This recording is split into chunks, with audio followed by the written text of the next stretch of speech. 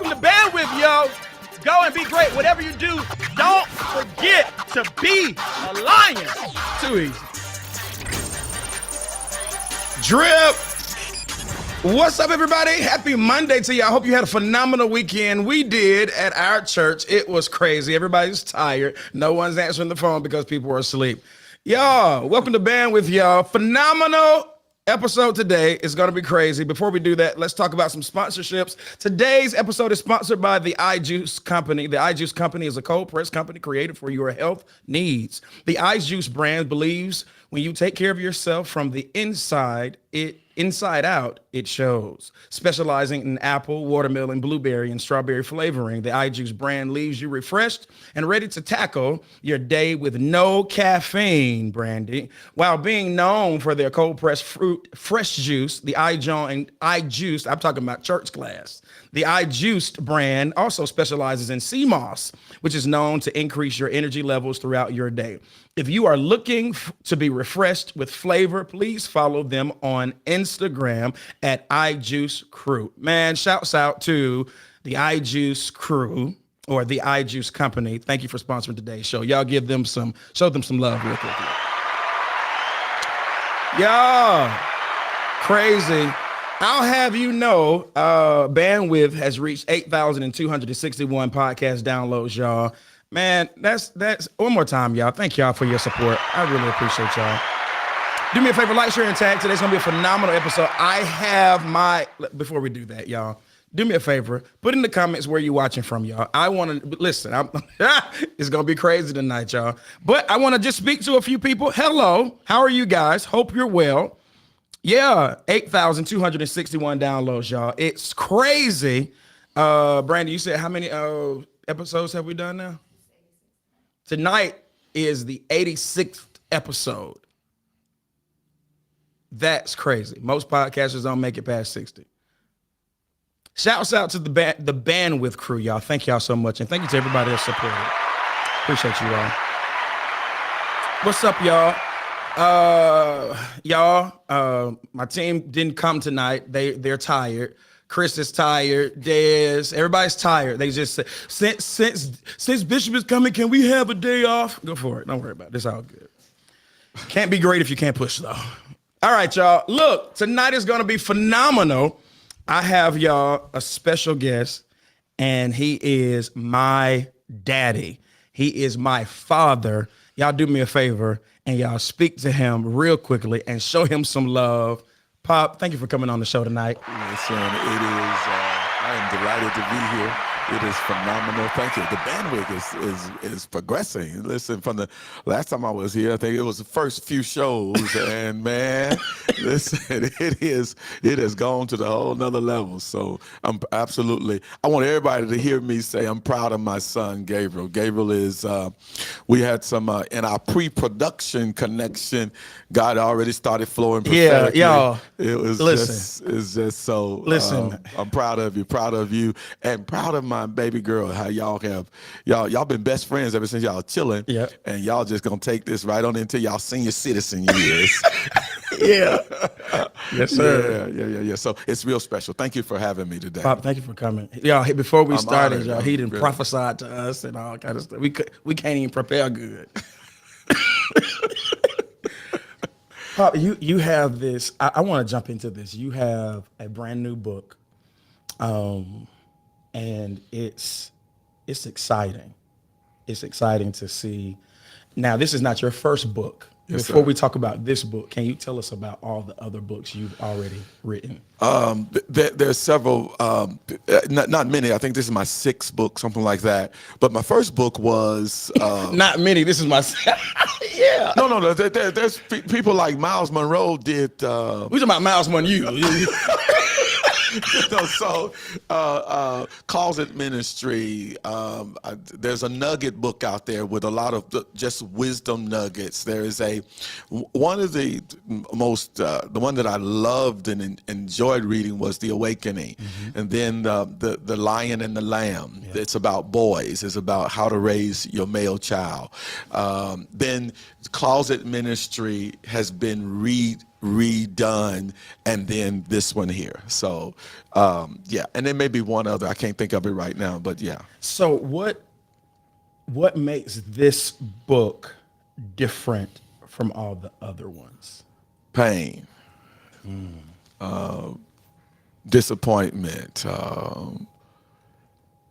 hurt, and redemption, and God's forgiveness, and God's, even as I was sitting here in and during the production time of us sharing, and I was overwhelmed with heaviness, and because this is a book about, will God ever say yes to me again? Will God ever say you're forgiven? Will God ever say, even, let's not even talk about God, because we know theologically God forgives us. Will my children ever forgive me? Will the congregation ever forgive me? Will all of my so-called friends ever forgive me? And walk through the pain of that process. And will people see your calling beyond your crippledness? You know, and then how do I brace that I'm crippled now? And then I throw away my crutches, and can I ever throw away my crutches and stand up on my 2 feet again? That's what this book is about. God's love, so that's what makes this book special, because it's born out of those thoughts in your head that you had to work through, that people never see, and that you had to preach through, pretend to be laughing when you were wrestling with those crazy thoughts. So that's why this book is special and different. I've never. It took me 9 years to write this book. I wrote it. I wrote it. Sent it back to the publisher. Said, I'm changing this. No. Take this out. Put this in. No, I don't like that. No, I don't want anybody to think that I'm. So it was, and now I see in this season why it's being manifested. Timing is everything. But. So yeah, it's a book about pain, redemption, forgiveness, and embracing your falls, your failures, and working through it, and really let God love you. He'll talk you through it. So the name of the book is that's phenomenal. That's phenomenal already. The name of the book is The Cries of a Divorced Pastor, and there's so much to unpack, even in the title. Yes, sir. Yes, sir. Cries. If I'm in the pulpit, I'll say to exegete that particular passage of title. Exegete it for us, then. Exegete it for us, then. Cries. Pastors don't cry. Divorced. Pastors don't get divorced. And pastor. And pastors. So and you would, and me, Brandy, and several of your team members and my team member, we almost had revival before the cameras and everything was on over that one thing, because that's a paradox. So let me ask this question: you are divorced. You are a pastor. Did you ever, in 10 years, cry? Who are you talking to? No. Wept. Thoughts of just go somewhere and disappear. Not just cry. You process that whole thing, and I can remember the first night I was alone in my house by myself, and I had never lived alone in my whole entire life until I was 50. You got married the first 18, 19 years old. And I've been married basically all my adult life. And so having to process through that hearing noises in the house, and you're saying to yourself, what's that? Because I had never been alone before. I never. So that in itself was traumatic for me. And then to deal with the tears of watching you cry over people. You cry over people you thought loved you. You cried over people who thought that they were with you, and you cried over thinking that people would understand, and they didn't understand, and you can't quite prepare. Just like, because divorce is death, and it's similar to death. There's a grief and that's tied to it. But apart from your own personal grief about your own personal dilemmas and pain and your own personal toxicities, you're crying over, will I ever live again and live through this and live again because of how people have buried me. Now, I wanted to ask you that. You had to preach most Sundays while being divorced. Yes. What is it like being a pastor and divorced? What I mean by that is, did people leave your church? Did people stick with you? Did people talk about you? Or how was that transition while being in that pulpit every Sunday?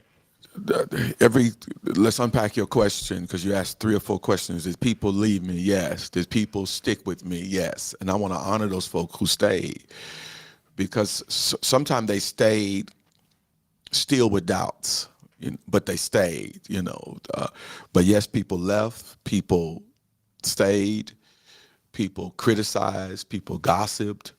It was one of the most painful processes in my life, because one of the things that made the process so painful, I was born and raised in church, and I've held roles in church: deacon, preacher, minister, youth pastor, the whole bit, from the time I was a child up until this time in my life. I prided myself on my perfection. Why divorce can be so, for some of us, can be so critical, and someone's listening to us now, that this was a stain on their life because of their own perception of themselves. And one of the chapters in the book deals with coming past the perfection, that I had to have it all right, that there was no blemish on my, I can remember once being told by a preacher that being divorced was like being a one-armed man. So that means you're broken after a divorce, and to some degree very broken. And so you're having to preach through, because it's who you are, but you're having to still deal in your mind. You ask that question about, I had to preach through it. This is my calling. This is who I am. This is what God told me I should do. Now, how do I do it with one arm? Well, how do I do it when I'm being attacked, criticized, etc.? How do I do it while people are misunderstanding me? And while also being blamed, it's all your fault, and not say anything about someone else's position, and having to, because God said to me that in order to defend yourself, you have to uncover someone else. When you're being defensive, you defend yourself at the expense of saying something critical, is what I mean, about someone else, or staining someone else's reputation to make yourself look good, and having to preach through it, because it is my calling. But I can remember, son, for weeks and weeks and months and months and months and even years, preaching through the guilt and the shame of failing my son, my daughter, my congregation, people who love me, and having to embrace your own failure and preaching through that. was a challenge. So you said God said to you, in order to defend yourself, you have to uncover someone else, and you've spent years not doing that. Trying to the best of my ability to say, by God's grace, don't, no matter how they walk away, no matter how they misunderstand you, no matter how they criticize you, no matter how they make you look like you're the worst thing since whatever, you stay the ground, because often what happens when you are a public figure, pastor, politician, someone that people expect the best behavior out of, and they should. However, what the book is about, though we try our best to hit the mark, there are moments in time in every one of our lives, but often that's not allowed in the priesthood, amongst the clergy, to have moments where life just didn't work out like we wanted it to. It's almost like you got this place in your life that was a little broken, and how you've walked other people through that one season in their life. And when your season comes, people say, no, that you can't do that. You can't be broken. You can't be hurt. You can't be unhappy. You have to give us the image of perfection. You have to give us the image of you've arrived. And there can't be a place in your life of brokenness. One of the chapters in the book deals with how universally the church is addicted to image. Yeah. And how we worship image over embracing that maybe I'm not the image. Maybe this is not helping me. Maybe this is hurting me more than helping me. And what I mean by image, as long as you keep the image, be miserable. As long as you keep the image, just keep performing. Though there are pastors listening to me now, leaders who are listening to me now, who are silently crying, but we have not created an environment in the church for them to cry and hurt publicly. Will that ever change? And what I mean by that is, the church, what you're saying is that the church in and of itself does not allow the pastor to have personal issues, personal problems. They don't care what's going on at home. Just don't mess up the image of perfection for me. Will it ever change? Will a pastor ever be able to be a real human before those he may lead? He or she may lead. I think prophetically there is a culture rising. It doesn't mean that the church won't have standards, that the church don't have a right to have expectations of us as leaders. But one of the reasons why so many leaders feel thrown away, they were called authentically and they're selling cars. They were called authentically and they're somewhere being a retail salesman. They were called authentically and they're somewhere Uber driving, because the church doesn't have a culture of redemption, a culture of healing, a culture where we allow even fallen leaders, crisis leader, because there are leaders who have a culture of wrong, and then there's a leaders who had a culture of a crisis. We put folk all in one category. And so you ask the question, will that ever change? I think it's changing. I think that people are beginning to embrace the fact that my leader needs prayer for real. my leader can be just as challenged. My leader has the right to have a problem at home. My leader has a right to say, this ain't working for me as an individual. Should we do all that we're supposed to do to work on our marriages? Absolutely. Should we go to counseling? Absolutely. Do we say just divorce? No, the scripture said God hates divorce. But that's not really what we're talking about. We're talking about that if there is a crisis, that relationship doesn't work, is there grace, or do we throw away that person forever? And then how long does any of us, how long do you want us to keep coming to the altar saying we're sorry? Because I think sometimes we preach grace but don't really believe in grace. We preach forgiveness, but we don't. You remember this. Jesus got in trouble. Who is this man that forgives sin? Correct? Y'all remember that? Well, man of God, let me bring that to 2023. Who's the man that forgives sin now? Who is the Son of Man now? The Son of Man now is the church. There are people, leaders, who are looking for a man to forgive them. Our struggle is not God's forgiveness. Yep. Our struggle is when can you walk into a circle and it's an environment of forgiveness?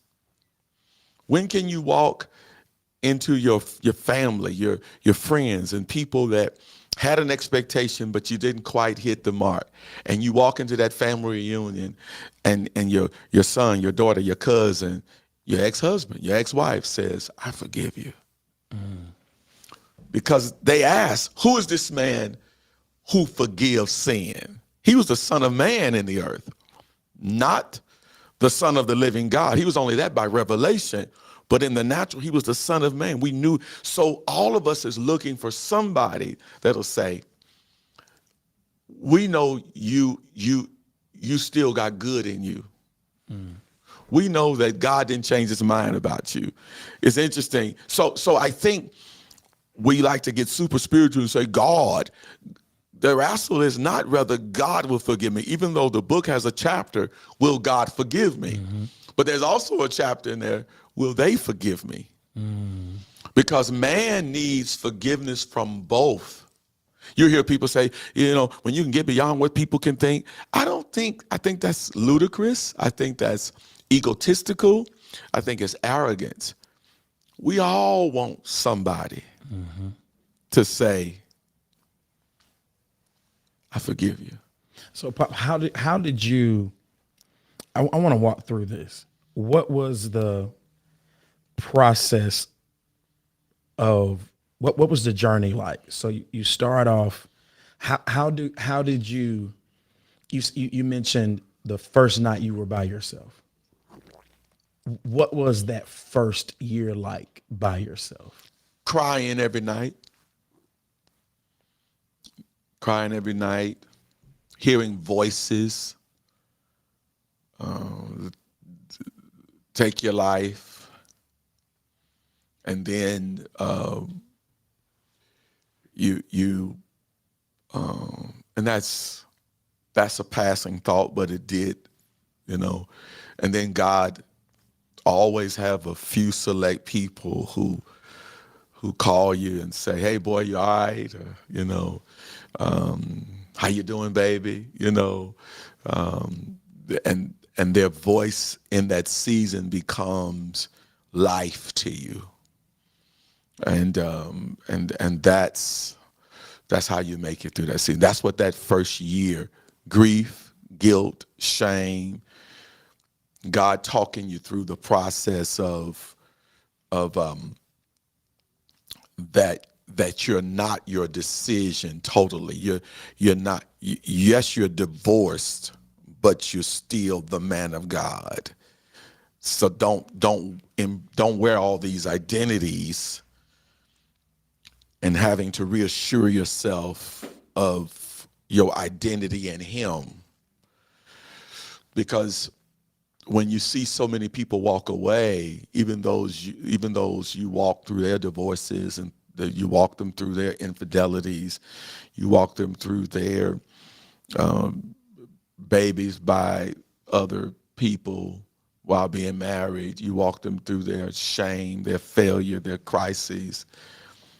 And those same people, because you are a priest and you can never repeat it, they walk away from you, judging you, throwing you totally away. And so that's what you hear that first year. So, okay, I want to go back because I want to make this as plain as possible. You have walked people through some of the most egregious circumstances and situations. And when you had yours, these people walked away. This is why 300 pastors, between three, the number shifts. Mm-hmm. But well over 300 pastors, clergy of all faiths, a day walk away from ministry because they can't be people when they're having people problems. And what hurts is with clergy, and many are listening to me now, and my hopes of the book is somebody will feel the power of God's love and redemption, and that the voices of the people will lessen, because those voices of people's opinions, those voices of people's hurt and pain, they're talking without a memory. They're talking without a memory. They forget that the same person they buried dug them out of that same grave. Said, no. When they wanted to bury themselves, when they wanted to take their own life. It's because I think sometimes as long as their crises remain a secret, they will judge you publicly. The shame of how people, because they know you are connected to a vow. Mm-hmm. There are many people, I watch some of the leaders who walk through the redemptive process of, I went through a crisis. It's not always a divorce. The book is named that, but it's talking about any type of crises, any public figure, from politician to pastor to leader. I've watched these kinds of great people walk through the pain of misunderstanding, and the same people who are criticizing them, they're having to say, but I can't repeat what I know about you. Mm-hmm. That's very painful, because, hurt people start talking. Mm-hmm. Hurt people, wounded people start talking. They start saying, but you don't know, out of anger, out of hurt. And the power to keep that light off, the power to say, I could switch that light on. And so what my hopes with the project is, number one, the story of God's grace and God's love. Two, don't allow people who have either been wrong by selection, by choice, or by someone else's behavior.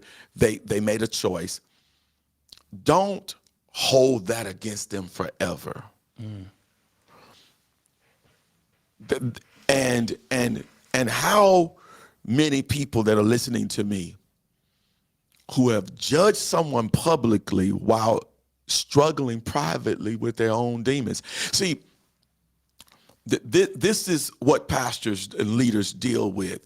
There are pastors and leaders, and it's shameful, who are sleeping in two different bedrooms, haven't made love in years with each other, but will still get on social media and talk about how they celebrate their 60th year, their 50th year, their 40th year. Yeah. So we call marriages relationships. And we would rather we keep that image than to come to grips with, this is not a relationship. This is an arrangement. And those same people will judge a leader who says, I want reality, or I don't want to be a cheater. That's a whole nother subject. We'll forgive you for cheating, but we won't forgive you for a divorce. How many homosexual pastors? Yes. How many down low leaders? And the congregation can know that, or their constituents can know that, but keep that image together.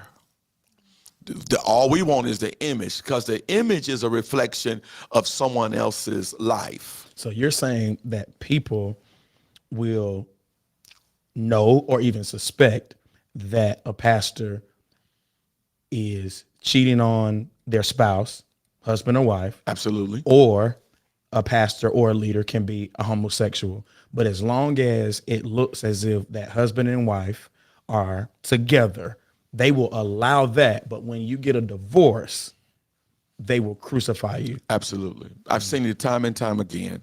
And these are the kind of things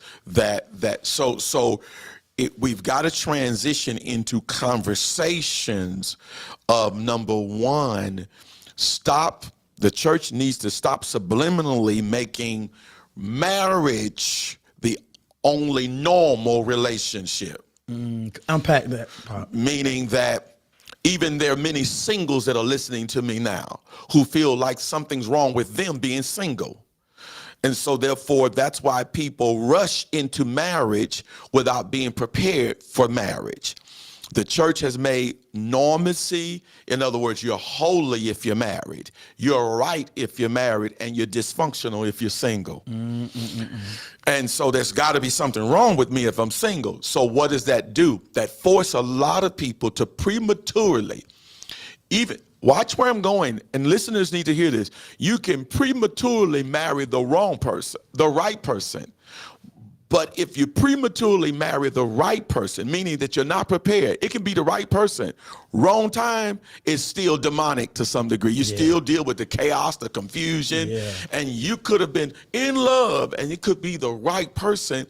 But the church, often we force people to prematurely go into these relationships unprepared. The brother's broke, the girl's struggling, no money, no skills for relationship, and we say, hey, it's better to marry than to burn.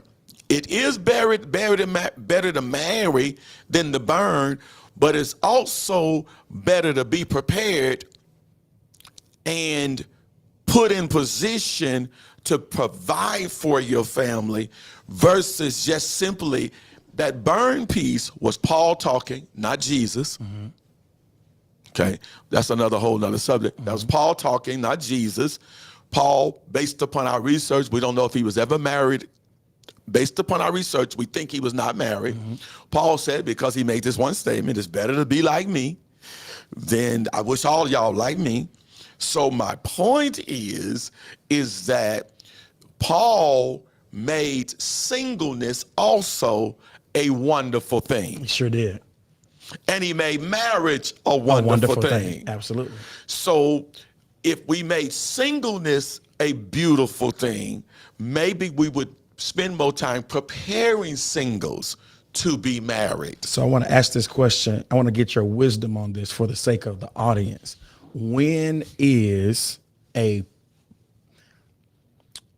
and we know this could be, this can be subjective, but when is it a good time to get married, especially in today's society?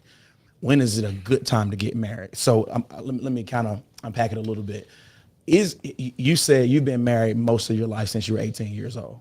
If you could go back to your 18th birthday, what would you do differently in the area of relationship? I'd be having more fun. I was 18 and had a baby already. And I was early 20s and had you and Victoria. If I had not had a father, y'all would have been worse than what y'all turned out. and y'all did all right. You know what I'm saying? Only because, not because of me, because I had a father. So I had some modeling, that there was that modeling, that all those things that helped me to know basically what a father should do. So I didn't have to wing it totally, but I had to wing it emotionally. Talk to us about that. I was not prepared as a person to be married, because I was married in principle, but I was still a kid. I was still a child. I still had things I wanted to explore. I think, and that didn't mean nothing was wrong with mama. Wonderful woman. I'm talking about me. Right. You're 18 and you got 19-year-old issues, 20-year-old things. And so if you're not careful, you're jealous of the 19-year-old who's in college, who's got his choice of girls, and he can play around, he can cheat, because this is what they do when they that age. Right. When I use the term cheat, you can explore, you can have fun, you can travel, you can do things. So here it is, I'm married in manifestation, but in my psyche, I'm still 19, 20 years old. So you asked the question, so you prematurely launched into a role that really requires maturity. Financial maturity, emotional maturity. You need to be stable in some type of employment. So you shouldn't even be getting married if you ain't been on a job 5 years or more. So if you 25 and you just getting your real job, you ain't ready to take care of no family. What? Come on. All right.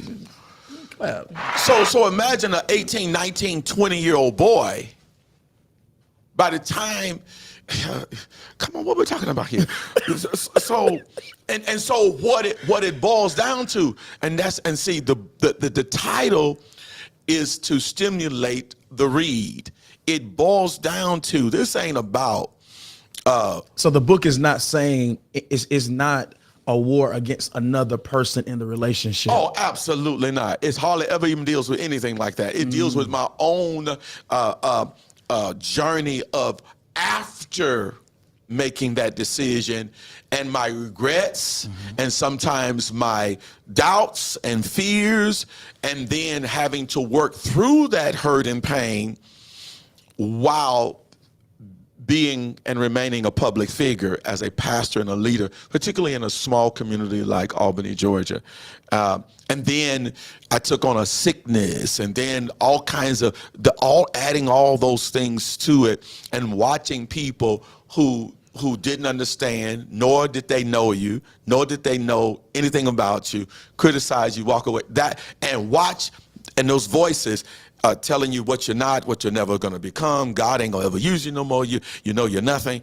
And to watch God talk me through his love and his redemption and his forgiveness and restoration, all those things. So I have... It's not about another person at all. So you are not just a pastor, you are also a community leader. We'll say this, Slick should be a politician of some sorts, but nevertheless, how outside of the church, when you talk about your community presence, what was it like being a community leader and knowing you're going through a divorce? It's interesting because you will find that your community shifts like people did, other people did, your congregation and the community of faith. For about 4 or 5 years, they all shift on you and isolate you, alienate you, whisper. You hear the whispers, you hear that people have whispered. And then, and this is, I'm hoping will give other leaders hope. There's that 3 to 4 or 5 year window of doubt whether you'll ever resurrect, even with your community leaders. And then when people see that God's grace and God's love and God's mercy and God's forgiveness whatever is needed in that. See that he didn't throw you away is interesting. Then you find people will start to re-embrace you. But you've learned a lot about people. You see. So talk to. Let's take it up a notch. Let's talk to public figures. I'm talking about people who are in the public's view and they have a fall. People are killing them on social media. We talk about people like the Mike Todds of the world. They have these interesting moments in their career. I don't care what you are. If you had an opportunity to talk to 100 celebrities, whether it be pastors or singers or actors, how would you tell them to come through crisis without drugging the pain away, drinking the pain away? How would you tell them to navigate through that and come out healthy and better? One of the things that let me mark that several years ago I was talking to a group of people and I said that we've come into the age of shaming. We stepped into the age of shaming.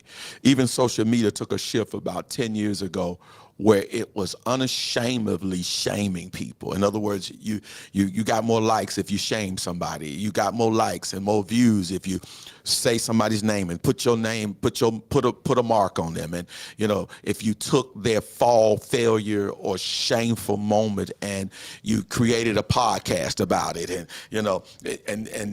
pretended you had some insight, and then you do a clickbait and then get everybody interested, and then you find out he don't even know what he's talking about. Okay, he ain't said nothing else. And so number one, don't shame for shame. Number two, take a few steps back to reflect. Learn, use it as a learning curve to grow. Find a therapist. I want to give kudos to my counselor because I had a therapist. I was going to ask you, what was your healing process like? But keep going. We'll talk about that in a minute. Yeah. I want to give kudos because if I had not had that, because I wanted to embrace the moment. I didn't want to be in denial. And then that unpacked that year-long of therapy unpacked that, boy, you had some serious issues too. So, that's why the book ain't about pointing the finger at nobody, because my therapist helped me unpack. Boy, you were 17, 18, 19 years old dealing with men issues and challenges. So I tell people now, don't be ashamed as the counselor to go get counseling. It helps you to embrace the moment a little bit more. It helps you now to re-enter your space of empowerment as a leader, pastor, motivational speaker, whatever you are, author, teacher. It helps you to get in front of those people and say, it's okay not to be okay. And it's okay. And this is how you take care of that not okay moment. Get counseling, talk to somebody, and then surround yourself with 2 or 3 people who never view you differently and can embrace the fact that you're now becoming more comfortable with your imperfection. That is the biggest part of your healing, because in order to be a leader like yourself, you're a type A personality. So we're driven out of perfection. And to go through something that awakens your imperfection and then come back and say, I'm okay with that part of me that's not so quite together, is healing for someone. It's a healing for yourself. And I'm finding that our congregations and our following and the people who are connected to us, our friends, social media, love the fact that we are okay with leading with a limp. because it gives them the permission not to be perfect. Let me ask this question. Do you really have a limp? Or is it something that we self-diagnose because of cultural? Yes and no. It's like Jacob. You know, Jacob wrestled after he had that encounter. He was getting ready to see his brother who he had betrayed, right? And he's wrestling with God, the angel. Theologians say God, the angel, the presence of God, or himself. May have been wrestling with all three, right? He comes out of it with a limp, which was the mark of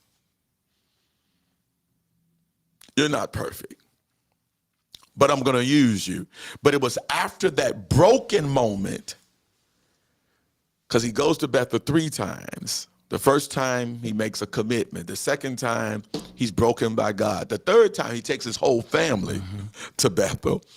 It's almost like after that time of brokenness, and he does his best ministry while being broken.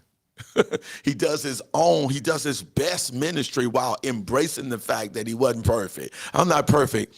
And it's almost like there's a piece in the book that deals with God specializes in using imperfect people to do a perfect work.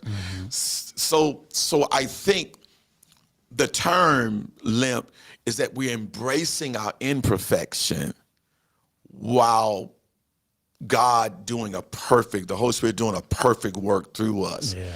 And so that's how I started seeing light, Gabe. And I realized in my 42 years, 2024 would be 43 years of preaching, 34 years of pastoring. I run into pastors who are no longer preaching anymore. I run into leaders who had a crisis, who had a failure, who had, and it ain't all marriage, because some of them are still married to their wives, but they had moments in their life, and you could see they're stricken with the guilt and the shame. I now identify, and I need to, while we're here, some of these guys I criticized.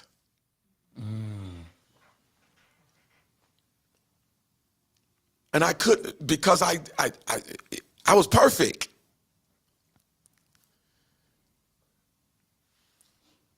And I ran into one guy, never forget this just recently happened, maybe 6 months ago at the hospital there. I was leaving, he was coming out.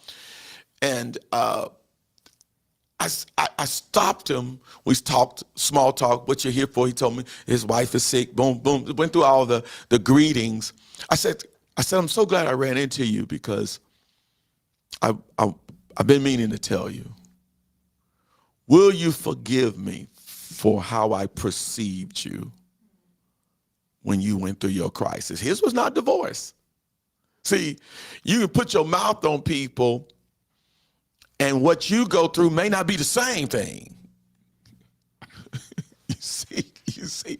But I said to him, will you forgive me? Vic, man, what you talking about, man? I said, I just need you to know that when you went through that almost 40 years ago,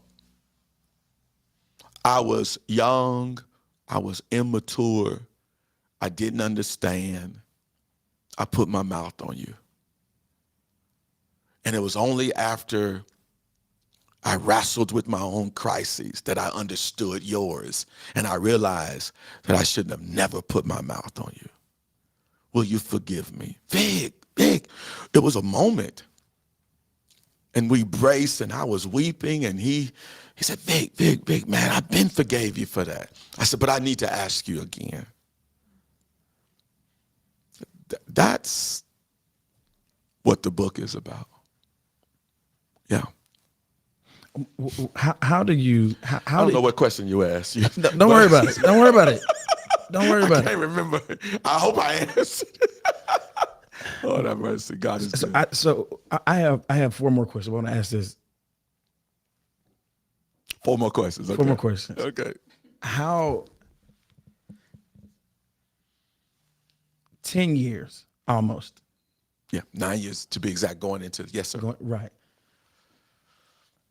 How did you not just walk out of your pulpit and not come back? God's grace and God's love. That's a every week journey. Because Did you think about it? Think about it. I can't tell you how many times I walked out of the pool and said, I'm never coming back. I can't tell you how many times on a Saturday I said, I'm not ever going back. Hey, bro, can you, it's so many, yes. What kept me alive is the Spirit of God, I know, just reassuring me, and a few friends to say, it's gonna be okay, bro. It's like fire. You can't, but it don't feel like fire. You feel like ashes when you're going through this crisis. When you're going through any crisis, and let's connect the dots. Often, the people that you're ministering to don't know the price you're paying in your mind to stand before them. And to somehow work through the rubbish to find something divine to speak to them. Yeah, and so God's grace, God's love, and God's grace through the people, that inner circle. You can't survive without your inner circle. You can't survive without those 2 or 3 people who are not selfish, who love you for you. They will love you the same if you never preached again. See, we will find out, and this is what often leaders find out.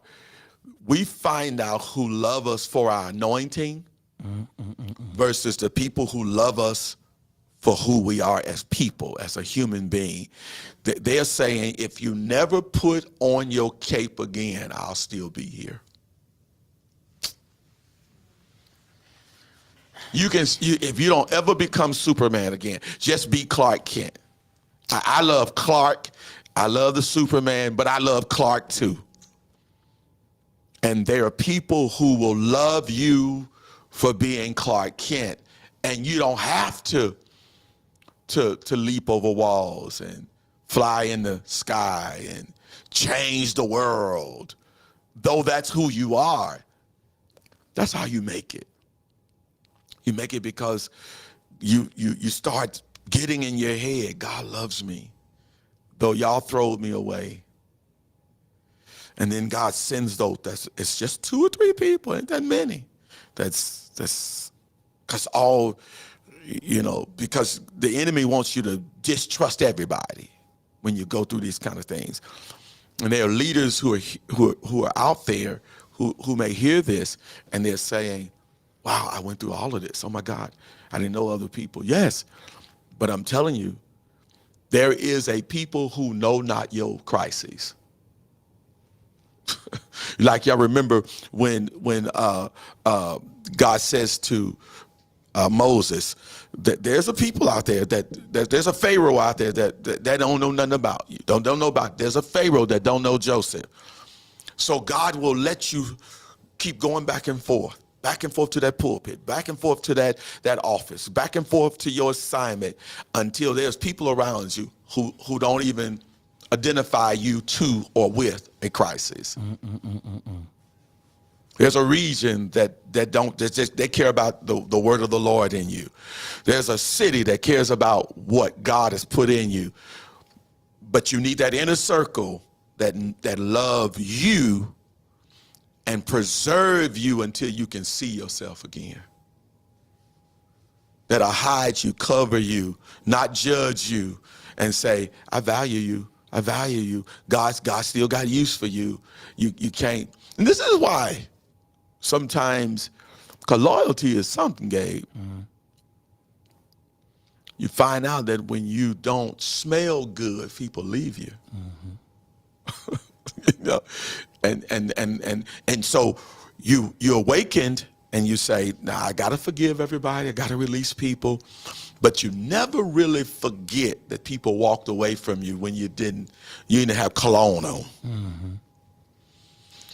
And so it helps you to distinguish real love. It helps you to distinguish real people because you're more real with yourself, and you don't put all these expectations on people.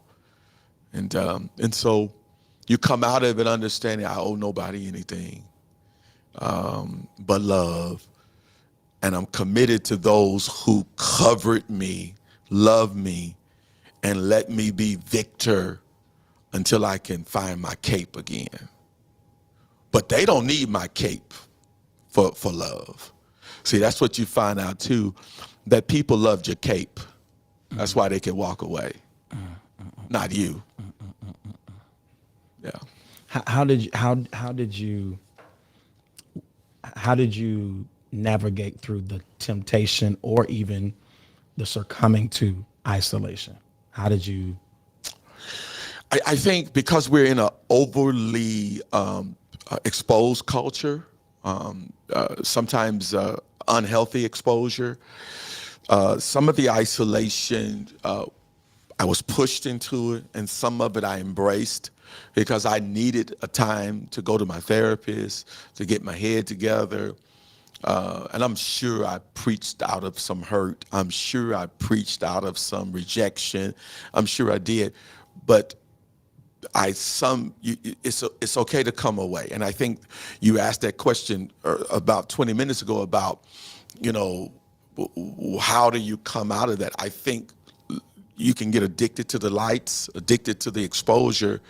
And I think sometimes crises come to conform us back to his image and to his assignment for us. Mm-hmm. Our assignment is not exposure. Mm-hmm. Our assignment is to reveal Christ to a nation, to a people. And sometimes backing up, being isolated a little bit, a few people can have access to you. It helps you to reflect. It helps you to grow. It helps you to get some therapy, get some healing. Because you're a leader don't mean you don't blame other people for what's happening. Mm-hmm. And so it helps you to stop blaming people. It helps you to, So I think some of it's necessary. But the reason you have that inner circle, they'll help you not get used to the isolation. Mm-hmm. And between them and God and the Holy Spirit, they'll tell you it's time now. Mm-hmm. Because I will tell you, several people said it, but I heard it when Archbishop Kirby, the most dramatic time, but it was an unassuming time. We sit in a restaurant like we did often. Mm-hmm. I would come up and talk to him once a month or so, 2 hours mm-hmm. over breakfast or lunch or something. And I'll never forget, this was just recent. That's when I've really started feeling the liberty to go ahead and formulate the book. He said, God says, you're good, son. It's time for you to come out of hiding. It's time for you. He sees that you're sorry. He said it, coming from someone who had mentored me for 20 years and has been a mentor, at times a father in my life. And he's been my pastor for well over 20 years. Maybe the God in me was waiting for him to say it, mm-hmm. even though friends had said it, But because if you don't hear that voice, Pastor Gabe, because people want you to pay forever. The cries of a divorced pastor. There are divorced people who are listening to me whose families won't loose them, whose there are mothers that are listening to me that are divorced from the children's father, and you're holding on and manipulating the children and keeping the children from the father. That's the lack of forgiving. You're not forgiving. That's all that is. So people want you to keep paying. He may have been guilty. She may have been guilty. See, this whole subject of guilt, this culture, women cheat, men cheat, women are wrong, men are wrong. However, that don't mean the mother was a horrible mother, and that don't mean that father was a horrible father. And but sometimes in our hurt, we want people to pay. You got to pay forever. And part of this book is I was paying, you just didn't see me paying. You know, that you judge yourself, you cry all night, every night, all that other stuff. So how long do people penalize you? And then how long did God ever penalize you? Right. You know, I understand, Pastor Gabe, why David says, God, don't give me to men. Because they're going to forget they're sinners too. Yeah. They're going to forget. I understand now why Paul says, and this is why I'm hoping and praying that pastors throughout the world who are now somewhere selling cars, done throwed away their calling and their anointing, will see the light of God's love and God's redemption and God's forgiveness, because so many pastors who didn't have this, Galatians 6:1, ye that are spiritual, restore such a one, considering thyself, lest I fall into the same situation. So many powerful, precious brothers and sisters, husbands and wives, pastors, leaders, mayors, governors, people who just need an environment of Galatians 6.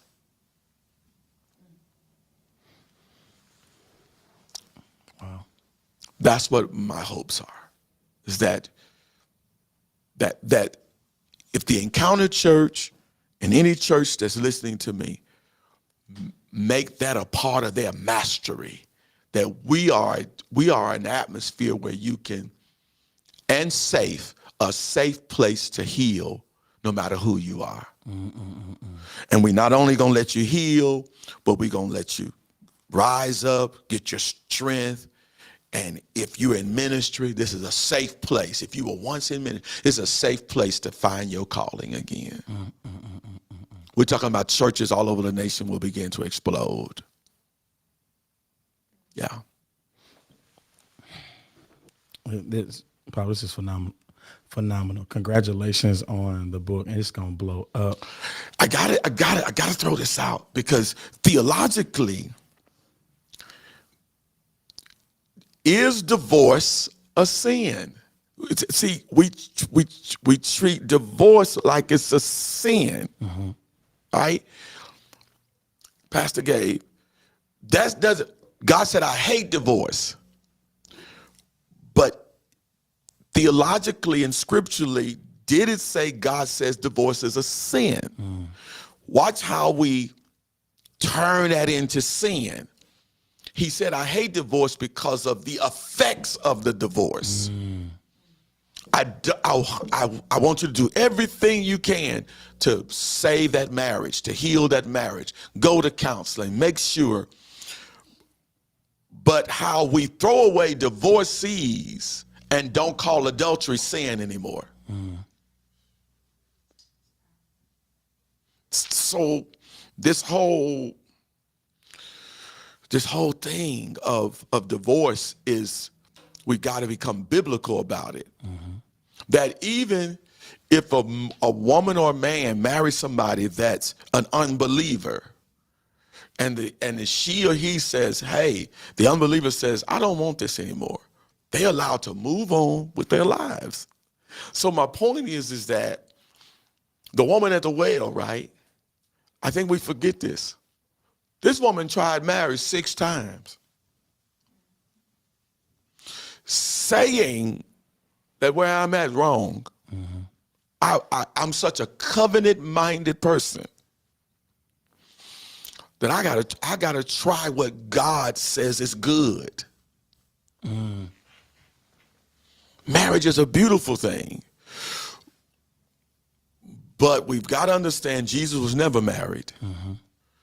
Paul was never married. And that redemption and marriage, and if in fact I'm married and it don't work, is there grace for that? That's the question. Not that who's wrong, who's right, because there's always somebody wrong and right, or both parties was wrong.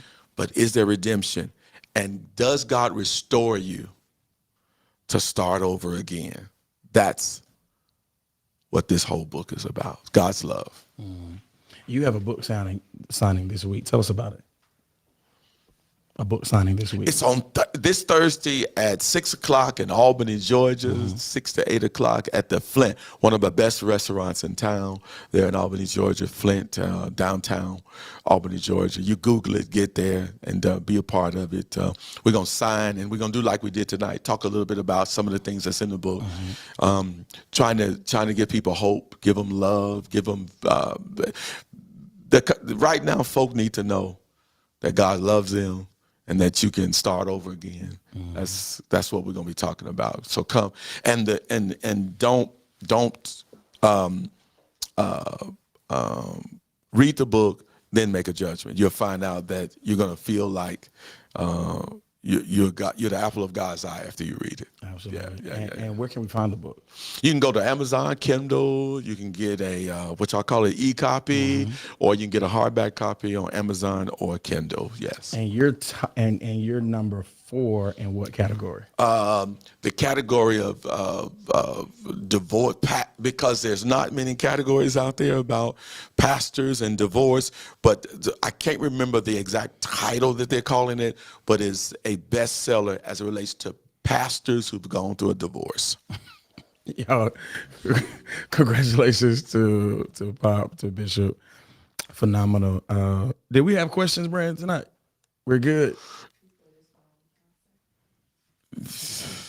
Phenomenal. Y'all, can y'all thank my daddy for coming? And this is your first stop before you. Yes, I'm honored that you would interview me. So, but it ain't the Breakfast Club, but it's it's bandwidth. Y'all, thank you. Thank you for having us. Thank you for coming. Thank you, everybody, for tuning in for that. Phenomenal, y'all. Y'all just give my daddy a clap wherever you are. Y'all go, if you're in Albany, I'm going. If you're in Albany, participate in that book signing, go and get your copy right now. Do it immediately. It's phenomenal, and it's gonna be a bestseller, y'all. As a matter of fact, we're gonna just raise the roof for Breakfast Club. The Breakfast Club gonna call Dad. Oh, wow. They gonna go. They calling you. They calling you. I love y'all. Thank y'all for tuning in. I'll see you on Monday.